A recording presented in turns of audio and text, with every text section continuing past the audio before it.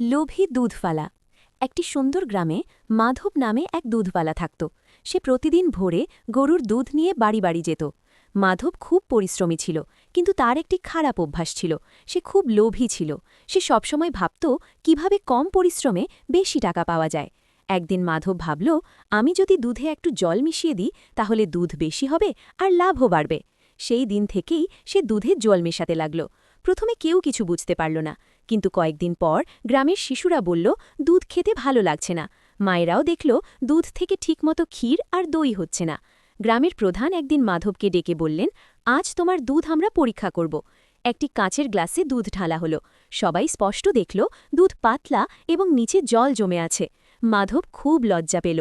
সে সবার সামনে নিজের ভুল স্বীকার করল এবং বলল, আমার লোভ আমাকে অন্ধ করে দিয়েছিল, আমাকে ক্ষমা করুন। গ্রামবাসীরা তাকে শেষবারের মতো সুযোগ দিল। সেই দিন থেকে মাধব আর কখনো দুধে জল মেশায়নি। সে সৎভাবে কাজ করে সুখে থাকতে লাগল। শিক্ষা, সততাই সর্বশ্রেষ্ঠ গুণ।